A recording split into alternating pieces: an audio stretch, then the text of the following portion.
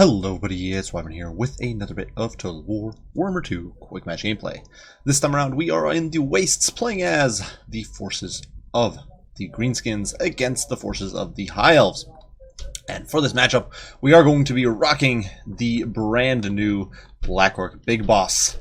Here, clad in his full panoply of war, leading a force of Broken Tusks mob.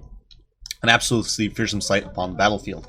And really want to try this guy out, and High Elves probably not one of the greatest matchups for him, but I figured it is a matchup where you can get a lot of value out of Boar Boy Big Guns, so might as well give him a shot. So he is here as kind of the highlight of the army. Looking to get some of that synergy out of him. We do have not all of his kit, but a lot of it. We got the Brass Cleaver for that melee attack buff, the Rabble Rouse for the immunity psychology. We get back here, of course, to keep the orcs in the fight, and then finally Heroic Killing Blow, just because it boosts your damage a lot, and honestly, against a lot of the squishier high elf targets, especially dragons or phoenixes, it means he hits like a truck. 660 weapon strength is no joke. For the rest of the cast and crew here, we do have Wurtzag riding along on Spleen Ripper. Now, this was a little bit of a mistake on my part. Originally, I had intended to run Scarsnake, but I ended up swapping out for Wurtzag.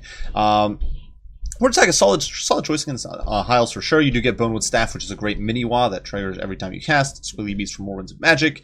Of course, the Power of the Wow for even more magic. Foot of Gork can really delete elite cavalry or infantry. Quickly, Fist of Gork gives you magic resist to bypass the physical resist on High Elf troops.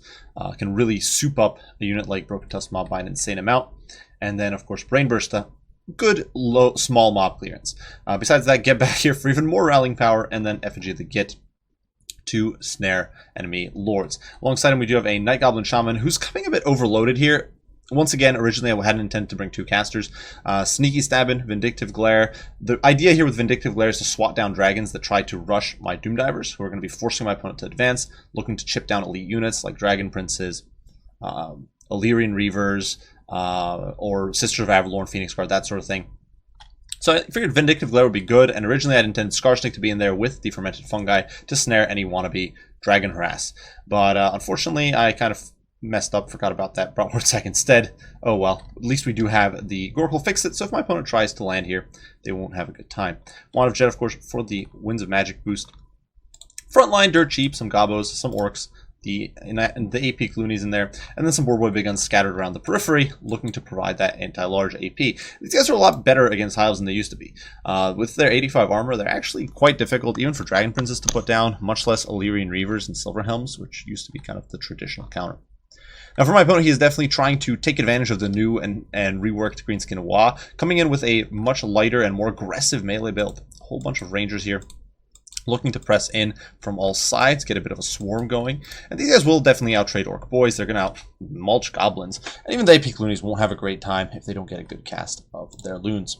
Some Illyrian Reavers are there to screen away my skirmish, as well as harass my artillery and my cavalry and all that sort of thing. An Archmage of Life up in the skies with Earthblood and Regrowth. And of course, mounted on the Moondragon like this, she's a potent force on the battlefield, with her Arcane Conduit giving more Winds of Magic and Breath Attack allowing her to delete elite troops.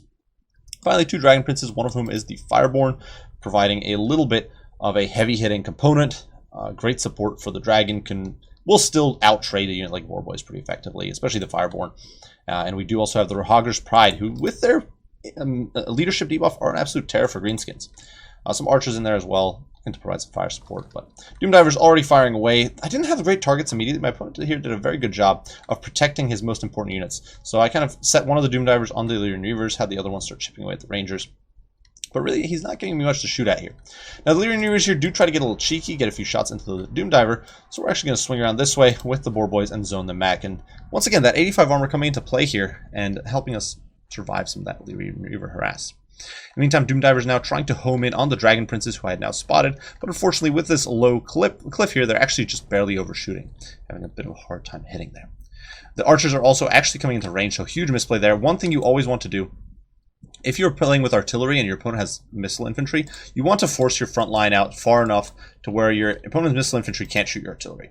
This was a massive misplay here on my part, and I'm forced to push out my orcs last second to try to zone these guys away, but this is something I should have done ages ago. Over here, the Goblins are going to interdict a full-blown charge of Dragon Princes, as well as two Rangers. You can see some of the Doom Divers there piling in as well. But over here, the Illyrian Reavers try to get a little cheeky and get intercepted. looking to pile through onto the Doomdiver catapults and having an absolutely awful time of it. With the big boss in there, as well as the Night Goblin Shaman, Wurzag, just about everybody is here in the pits. This is not going to be a great fight for the Dragon Princes. They're not going to hold out very well at all. The artillery continues pouring in. Wa does go down, and here we are going to see a beautiful foot of Gork as it steps down on these poor elves, and they just get turned to bloody paste, exploded by the fury of the greenskin Wa magic there. They just do not have a good time at all, and just very unfortunate. Breath attack there going down on my boars, definitely melting him a good bit, but you know, Wurzag sticks around, and we just deleted these two rangers. They were almost full HP, and they both rout almost immediately there. Over here, the Fireborn do flank around, and they've gotten a nice little surround here, looking to get a charge in. Waver a little bit, waffle around, go after the Doomdiver catapults instead of going into this pit fight, which probably wouldn't have been a great idea. And they do overrun the Doomdiver here rather quickly. So, unfortunate, but it is what it is. However, they are going to get hit by an effigy at the gate here. Start losing models, because it's essentially a Spirit Leech effect. And before they can do anything, we are going to get in there with the Boar Boy Big Guns. We do get a Fist of Gork on these bad boys. The Broken Tusk Mob, 63 melee attack on them right now. I do believe they are in range of the Brass Cleaver, so they're getting in there. Or perhaps it's just the Bonewood Staff, but regardless, they are getting in on these Fireborn. Even with their growth, they're getting melted. Gork will fix it, keeping him pinned. Over here, the Archmage is trying to snipe out my Goblin, but the big boss is on her, and he's hitting for 661 weapon strength right now. She is not in a good place in life, trying to escape here, but he's chunking her pretty hard. And honestly, her combat stats aren't that good. It's only 46 melee attack against 55 melee defense, so the Black Orc Big Boss is actually a real threat to a Mage of Life like this. Over here, the Arena Reaver is getting a bit bogged down. Artillery line is compromised. The battle's definitely a bit of a mess. Back here, Boar Boys did try to engage with the Rahagir's Pride, but a mix of archery fire as well as the Mighty Roar actually routs these poor guys off. Back here, the Broken Tusk Moss slinging out with the Fireborn, trying to put them into the dumpster, but not quite succeeding. Over here, the Doomdiver still online though, chipping away slowly but surely, but it's definitely kind of degenerated into brawl on all sides. And Fireborn here all getting torn apart. The Broken Tusk Mob trading rather well with this depleted high health unit. But at the same time, the Dragon here is going to get a little bit of a charge. She does dive in to these guys from the flank, and they are outside of the range of support. So the big boss here now trying to get in. Another Wa does go down, but you can see, you know, the Fireborn with the Dragon actually succeeding rather well here. The Wurzag is coming in. He might not be a Black Orc, but he is still an absolute hoglord here, and he is trying to get on this Moondragon and doing quite a number on her. Certainly, Wurzag's not a pushover in melee. He's not amazing or anything, but he can do some good work. Unfortunately, the Broken Tusk Mob here do rout before the big boss can get in there, but now he is there, and he is going to be taking no prisoners against these Pansy Elves. And you can see the Moondragon there wavering a little bit, taking those two back-to-back hits, losing about 600 HP. And although my opponent is trying to pour his healing into her, it's not going great. Regrowth is going to go down, but both Wurzag and the big boss just chunking him. Boar Boy Big Guns are back now. Going to get this beautiful flank charge. You can see the Gorpal fix is slowing the Fireborn down to a crawl. They can't escape. And on the charge, the boars will do work, especially with the support here. They're up to 32 melee attack because of the big boss. So that's actually a huge help there. Wurzag and the big boss pursuing poor mage there. The Broken Tusk Mob do come back. Fireborn just absolutely dumpstered. We do actually hit the Archmage with the effigy just to seal her fate. And obviously with that monstrous 440 weapon strength, she's not going to hold up. She's only got 60 armor, so it's really not an impressive amount. And she actually does fall there. That is going to be game for the Greenskins.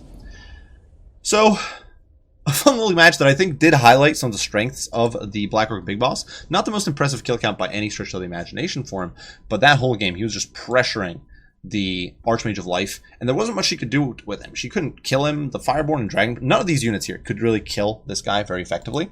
Obviously, in a long, drawn-out engagement, if you get rid of all his support, isolate him, he can get beaten down. But in this sort of fight where both sides have troops in the field, he is just an absolute menace and was chunking that Archmage the entire game. And plus, he was keeping those Boar Boy Big Guns. A lot of those early breath attacks and the rear charges could have been enough to break the leadership and break the spirit of these Orc Boar Boys. But because this guy was in there, he was keeping them immune to psychology, he was boosting their melee attacks, so they were actually chunking those Dragon Princes a lot better than they normally would. And he himself was a major threat to those elite troops.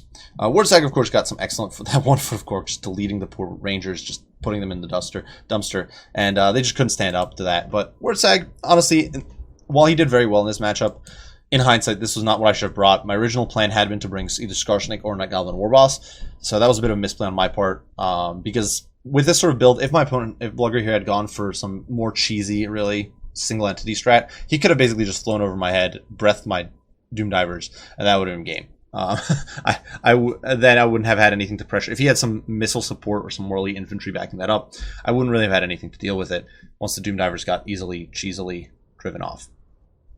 Which is why I think Skarsnik here would have been better.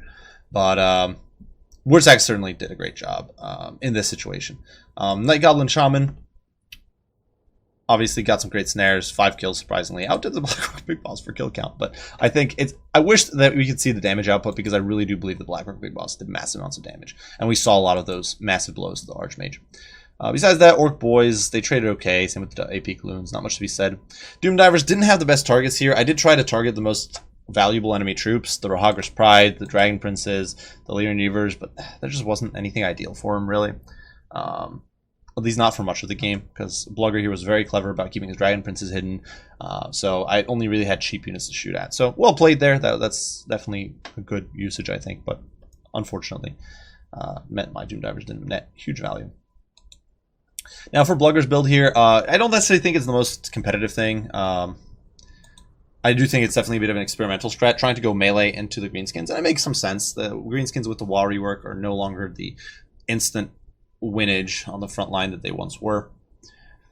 And this build does still bring some decent counters to the other Greenskin options, but I do think that against, for example, Blackrock Deathball, this would probably struggle. And you will see, Blackrock Deathballs might not be ideal against a lot of high elf builds, but you will still see it just because it's something that's fairly noob friendly and fairly popular. Otherwise, yeah, I just think the sort of more monstrous heavy builds could definitely be able to struggle. I definitely consider swapping out, if you're going to go with an Archmage of Life, I would honestly consider swapping her out for Larry. Just get the that way you get false protection. You still have the Star of Avalorn to heal your troops. Obviously, you lose out on the Terror and the Breath attacks, but I think the spell support there is a lot better. And then you can maybe dump like 2 of these Rangers or something to clear up space for a Noble on a Chariot. Or maybe even, honestly, ditch the Archers and like a Ranger, get a unit of Spears and a Noble Chariot. Like, one Noble Chariot will basically do enough to clean up some Black Orcs in the late game. But at the same time, it lets you can then bring a Lariel, not have to worry about at least the AP component from the Dragon that you kind of want. Even though you don't get breath attacks and all that. I do still think Larry is a rather good option here. If you're not trying to overhaul this build entirely. But all in all, I think a pretty cool build. Definitely cool to see some experimentation. Some of the Rangers did excellently. The ones that didn't get mulched by the Foot of Gork actually did really well, as you can see here. Just annihilating those Orc Boys and the Goblins rather well. The AP Gloons did get some Loons off, and unfortunately I didn't highlight that. But despite that, these guys did rather well.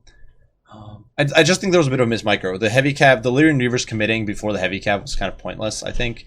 And then the Rohagra's Pride not getting in there, I think, was also a bit of a misplay. I really do think that if there had been more concerted heavy cav charge early on, it might have made this fight much closer. If it was Dragon Princes, Fireborn, and the Rohagra's Pride, plus the Mage all in there, even with all the support here, it could have made life much more difficult for the Boar Boys. Though then again, maybe one of my Boar Boys would have actually been committed to all my Boar Boys would have actually been committed to that fight. So I don't know, but just my 2 cents there. Definitely well played to Blugger here though, and hopefully you guys enjoyed the video. As usual, leave your thoughts, opinions, comments, and critiques down below. I will do my best to respond as soon as I can. I do thank you all for watching, and we'll see you all in the next one. Bye for now.